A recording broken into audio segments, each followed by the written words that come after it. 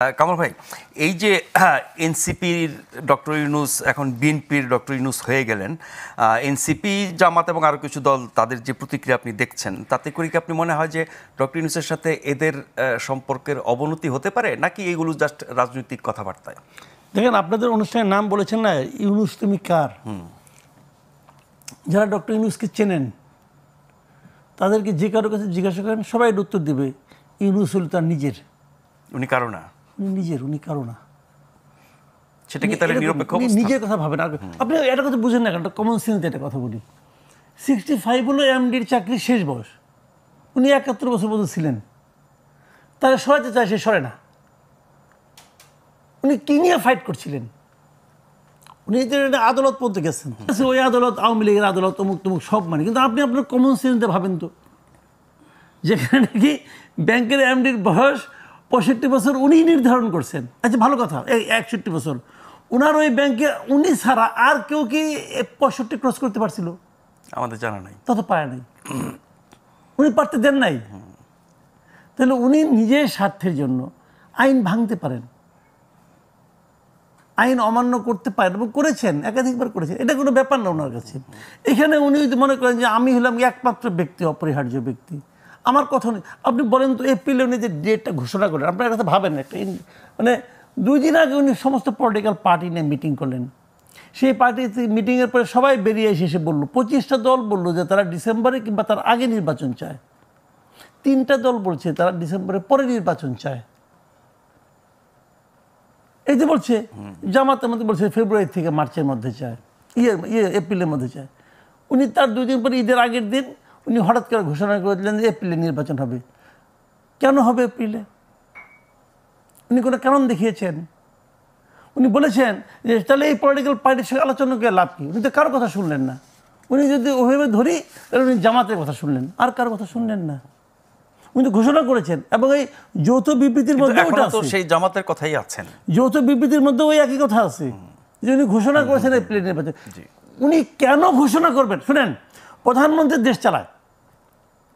আগে শেখ হাসিনা আমলে দেখতাম, শেখ হাসিনা বলতো যে দেশটা আমার বাপের, বলতো না? বলতো এই দেশটা আমার বাপের। এখন বাপের দেশ, সে চাইছে তাই করবো। আপনি আমি কে? আপনি আমি তো কেউ না। এটা কি কোনো গণতান্ত্রিক রাষ্ট্রের নমুনা হতে পারে? নিশ্চয়ই না, হইতে পারে না। উনি মনে করেন যে দেশটা উনার,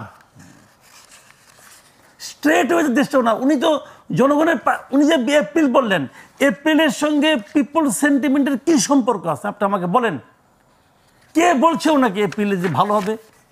অথবা উনি কার সঙ্গে আলাপ করে কথাটা বললেন? কোন বিবেচনা ব্যাখ্যা দিয়েছেন? সেটা তিনি দেন নাই, কিন্তু আমরা জামাতের বক্তব্যটা এমন শুনেছি। ব্যাখ্যা কি? কোনো ব্যাখ্যা নাই তো কোনো। ওটা উনি বলেছেন নির্বাচনের সময় হতে। তাহলে এখন উনি যদি ওটা বলেন, এর একই অবস্থা হচ্ছে কিন্তু এখানেও। কাজেই এতদিন উনি এনসিপিকে পালছেন। এনসিপি ছিল ওনারই, মানে আপনার আর কি বলে এটাকে, সুগার ডেডি নাকি, যাকে উনি ওনার পছন্দের দল, যাই বলুক বলুক, উনি তো ওনার দল। এটা উনি বলেছেন। ফিনান্সিয়াল টাইমসের কাছে পডকাস্টে বলেন নাই যে আমি ওদেরকে বলেছি তোমরা রাজনৈতিক দল করো? ওরা বলছে যে আমাদের তো কেউ চেনে না। তো উনি বলছে তোমাদেরকে সারা দেশের লোক চেনে। ভাই, একজন লোককে সারা দেশের লোক চেনে, এটাই কোনো রাজনৈতিক দল গঠনের জন্য যে যোগ্যতা নয়, এটা ওনার বোঝা উচিত ছিল। কারণ উনি ওকে রাজনৈতিক দল করেছিলেন, তখন ওনাকে সারা দেশের লোক চিনত। ওই দল তো উনি মানে কিছুই করতে পারেন নাই। এইটার যোগ্যতা। যোগ্যতা হলো যে দলটা সারা দেশের মানুষের পালস বুঝতে পারে, কেবলমাত্র তারাই পলিটিক্যাল পার্টি করতে পারবে। সেই পার্টিটাই টিকবে যা নাকি সংখ্যাগরিষ্ঠ মানুষের পালসটাকে ফিল করতে পারবে। তাদের প্রত্যেকটা কথায় মানুষের সে আবেগ, অনুভূতি, চিন্তার প্রতিফলন ঘটবে। সেটাই হলো জনমুখী একটা পলিটিক্যাল পার্টি। পারে না এনসিপি। এনসিপি তো নিজের কথা কয়, গাইড জোরে কথা বলতো।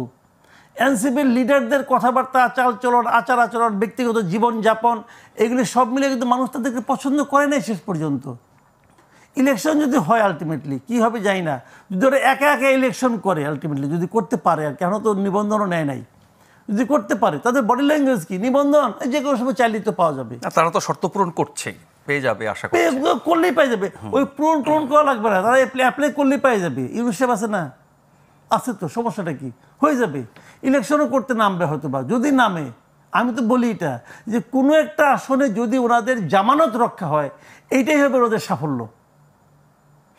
এখন অন্য কোনো দল যদি এখন ছাড় হলো কি দেয়, জানেন, আসন এই ভাগাভাগি জিনিসটাতে হয়, আমি আপনি বুঝি ইউনূস সাহেব বুঝে ফেলেছি। ইউনূস সাহেব যখন ওখান থেকে ব্যাক করছিল, আগে ওনার প্রথম পলিটিক্যাল পার্টি থেকে, উনি এই পার্টি থেকে অলরেডি ব্যাক করছে। আমার কাছে দুঃখ লাগে এই মিটিংটার মাধ্যমে এনসিপি আসলে এতিম হয়ে গেল। আপনি কি মনে করেন যে এনসিপির সম্পর্ক শেষ হয়ে গেল? না, সম্পর্ক শেষ হয় নাই, বেসিক্যালি এতিম হয়ে গেছে। সে বুঝছে যে এনসিপি তার কাজ হবে না। না, ওই উপলব্ধি থেকে যদি হয়, আমরা দেখব সামনে তিনি এনসিপির ব্যাপারে কি মনোভাব পোষণ করেন এবং এনসিপির প্রতি ওনার যে সম্পর্ক। লাইন যোগ জি, করতে নিশ্চয়ই, চাই, নিশ্চয়ই। সেটা হলো তাহলে উনি দুইবার ফেল করলেন। প্রথমে একবার 11-11 সময় একটা দল করেছিলেন, মনে আছে আপনার নিশ্চয়ই, তখনও ফেল করেছিলেন। এনসিপি কিন্তু নিজস্ব কোনো দল না, উনার নিজস্ব দল। এনসিপি কিন্তু ইন্ডিভিজুয়াল কোনো নিজে করে নাই। তো তাহলে সে দ্বিতীয়বার ফেল করেছে, এটা কি এখনই বলার সময় এসেছে? আমি এখন পর্যন্ত তো তার জন্মই হয় নাই সম্পূর্ণরূপে। সে তো এখন ভ্রূণ চাইল্ড, সে এখন ইনকিউবেটারে আছে। তো আপনার তার হয় নাই, রেজিস্ট্রেশন হয় নাই, তার গঠনতন্ত্র প্রকাশ হয় নাই, তার সমস্ত বাংলাদেশের কমিটি হয় নাই। তাহলে আপনাকে এখনো পুরো আপনি দল বানাতে পারেন না, সেই 11-11 মতোই অবস্থা। আমি একটু আপনি বিরতিতে যাবেন বোধহয়। হ্যাঁ, হ্যাঁ, জি, বলুন। বিরতিতে যাওয়ার পরে বলবো না, আগে একটু বলে দিই, আগে একটু বলে দিয়ে পরে বিরতি পরে এসে আলাপ করবো। এটা ছোট্ট একটা মন্তব্য পড়ি আপনাকে। বিএনপির লিডার স্থায়ী কমিটির নেতা সালাউদ্দিন আহমেদ সাহেব একটা মন্তব্য করছেন। সে মন্তব্যটা একটু পড়ে শোনাই। সালাউদ্দিন আহমেদ বলেন, এটা সমকালে প্রকাশিত হয়েছে। সালাউদ্দিন আহমেদ বলেন, গতকালকে বলছেন, আমরা ভবিষ্যতে রাষ্ট্র পরিচালনার ক্ষেত্রে জাতি গঠনের প্রক্রিয়ায় ডক্টর মোহাম্মদ ইউনূসের অভিজ্ঞতা ও পরামর্শকে কাজে লাগানোর আগ্রহ প্রকাশ করেছি। তার মানে বিএনপি সরকারে উনি থাকবেন? ওনারা বিএনপি আগ্রহ প্রকাশ করেছেন। কার কাছে করেছেন? ডক্টর ইউনূসের কাছে করেছেন। কবে করেছেন? ওই শুক্রবার দিন বৈঠকে, 1.5 ঘন্টা বৈঠক বলেছি। কিন্তু তার মানে যেই কথাটা বাজারে ছড়াচ্ছে যে বিএনপি ক্ষমতায় আসলে ডক্টর ইউনূস রাষ্ট্রপতি হবেন, এখন যদি বিএনপির কাছ থেকে ডক্টর ইউনূস রাষ্ট্রপতি হওয়ার একটা আশ্বাস পান, তার ওই এতিম পুত্রকে নিয়ে দরকার আছে? এতিম সন্তানকে নিয়ে দেখি বিএনপি তো জাতীয় সরকার সবাইকে ধারণ করে জাতীয় ঐক্যের মাধ্যমে দেশ চালাতে চায়। সেখানে ডক্টর ইউনূসকে যদি এই জাতীয় ঐক্যের মাঝখানে নিয়ে নেয়, ক্ষতি কি? ওনার মতো একজন ব্যক্তিত্বকে যদি বিএনপি ব্যবহার করতে পারে, তো বিএনপির জন্য তো ক্ষতি নাই, লাভই হতে পারে। খারাপ না, এটা খুব ভালো। ওনাকে ব্যবহার করতে পারলে বিএনপির জন্য লাভ, কারণ উনি তো একটা আন্তর্জাতিক ব্যক্তিত্ব, ওনাকে অনেক জায়গায় ব্যবহার করা যাইতে পারে। সমস্যাটা হলো ডক্টর ইউনূসকে ব্যবহার করা যায় না। ডক্টর ইউনূস নিজে অন্যকে ব্যবহার করে ফেলায়। টের পান নাই? এই আন্দোলনের সঙ্গে ওনার কোনো যোগাযোগ ছিল না। এই আন্দোলন না, বাংলাদেশের কোনো আন্দোলনের সঙ্গে গত 20 বছর 30 বছর আপনি দেখেন, কোনো আন্দোলনের সঙ্গে ডক্টর ইউনূসের কোনো সম্পর্ক নাই। সবাইকে ব্যবহার করে সে চালাইতেছে এখন। এই ডক্টর তার সেই যোগ্যতা আছে তো? অবশ্যই আছে, যোগ্যতা থাকবে না কেন? যোগ্যতা আছে, আমি না করছি?